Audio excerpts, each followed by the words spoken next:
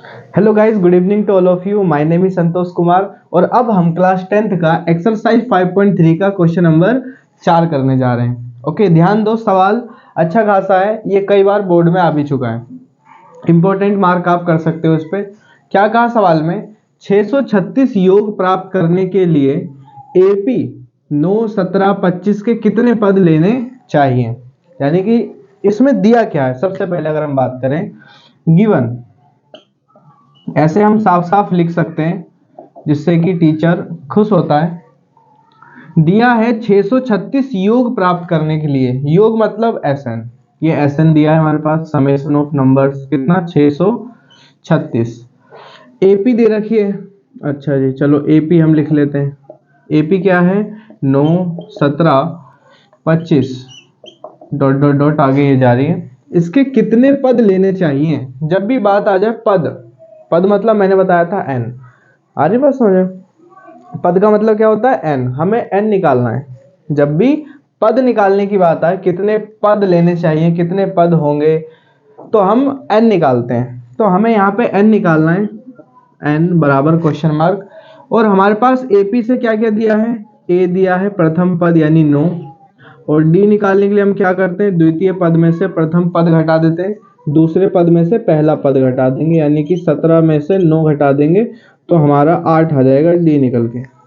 Okay, अब क्या करेंगे हम?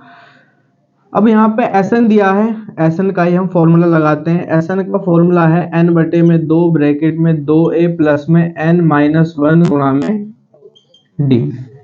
ओके, एसएन कितना है? 636। तो 636 लिखेंगे बराबर में n तो हमें निकालना ही है, n बटे में 2। 2 ऐसी रखो।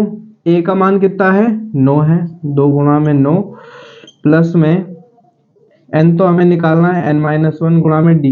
d का मान कितना है? 8 है। ब्रैकेट बंद।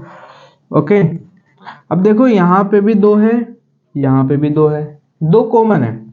636 अभी ऐसी का ऐसी चलेगा बराबर में n बटे में 2 गुणा में 2 हमने इसमें से कॉमन निकाल लिया, यानी कि 2 यहाँ भी है, 2 यहाँ भी है, कॉमन निकाल लिया जिससे कि सॉल्व करने में आसानी हो। 2 बाहर आ गया, क्या बचा? सिर्फ 9 प्लस में n माइनस 1, ये ऐसी का ऐसी रहेगा, गुणा में 8 को 2 से भाग करेंगे तो 4 आएगा। ओके, अब ये इस 2 से ये 2 कट गया। यहाँ पे क्या चल रहा है? 636 चल रहा है बराबर में n ब्रैकेट में ये 9 प्लस में इस 4 की गुणा एक बार n से होगी और इस 4 की गुणा एक बार 1 से होगी। ब्रैकेट के बाहर वाले की गुणा एक बार अंदर सब से होती है। 4 की गुणा n से होगी तो 4n माइनस 4 की गुणा 1 से होगी तो 4। 636 बराबर में n ब्रैकेट में 9 में से 4 घटाएंगे 5 प्लस में ये 4n ब्रैकेट बंद। 636 ऐसी रखते हैं, n की गुणा 5 से होगी तो 5n प्लस का निशान, n की गुणा 4n से होगी तो 4n का स्क्वायर। ओके, अब क्या करते हैं? इसको इधर ले आते हैं। 4n का स्क्वायर प्लस में 5n और बराबर में 636 उधर भेज देते हैं।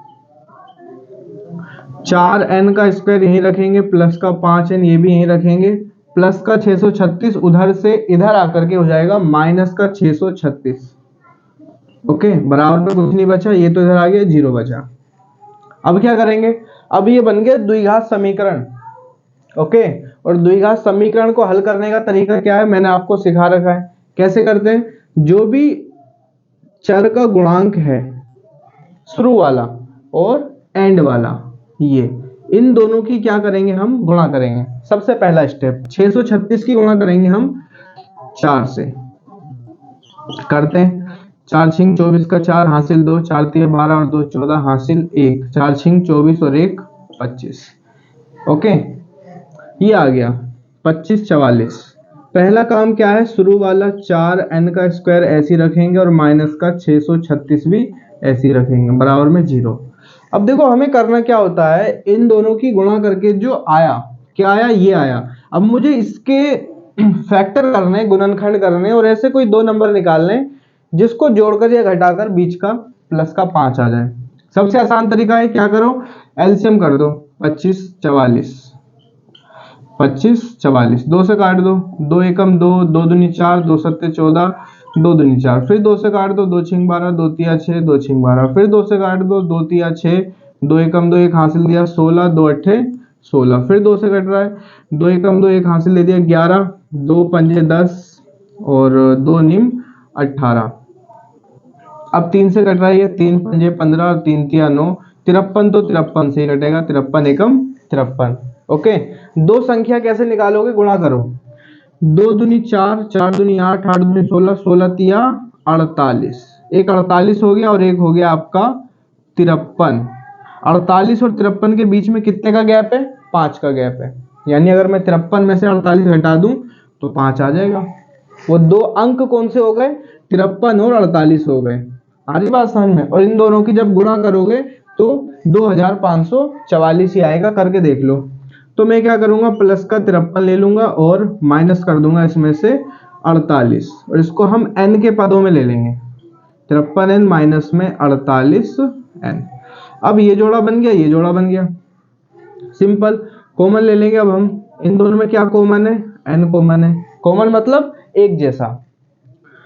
ब्रैकेट लगाओ, n 2 बार है, एक बार बाहर आ गया, बचा क्या, सिर्फ 4 बचा, n प्लस का निशान, n बाहर आ गया, क्या बचा, सिर्फ 53, ब्रैकेट बंद। माइनस है तो माइनस लगाएंगे, प्लस होगा तो प्लस लगाएंगे। ओके, इन दोनों में क्या कॉमन है, इन दोनों में 12 कॉमन है, ब्रैकेट।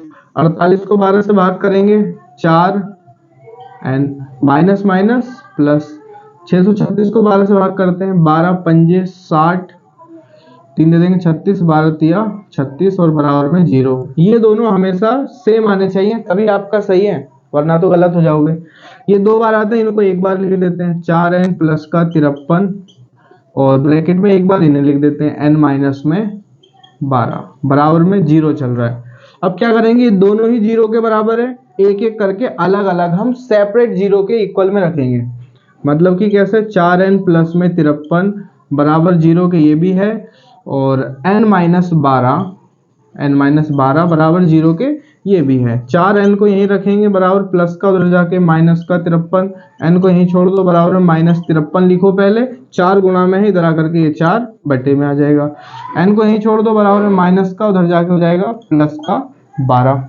ओके, देखो ये तो n का मान हो ही नहीं सकता, n का मान कौन सा होगा, ये वाला होगा, n बराबर हमारा आंसर जो है वो है 12। आ रही बात समझ में? देखो ये क्यों नहीं होगा, क्योंकि n का मान, मैंने बताया आपको, n का मान कभी भी माइनस में नहीं होता, माइनस में भी नहीं होता, भिन्न के रूप में भी नहीं होता, और दशमलव के रूप में भी नहीं होता, पॉइंट में, डेसिमल में। ओके, n का मान 12 आ गया, यानी कि 636 योग प्राप्त करने के लिए इस एपी के कितने पद लेने चाहिए, 12 पद लेने चाहिए। ओके, देख लो, नोट कर लो, वीडियो कैसी लगी कमेंट करके बताओ, चैनल को सब्सक्राइब कर लो यार। Thank you so much, Ram Ram.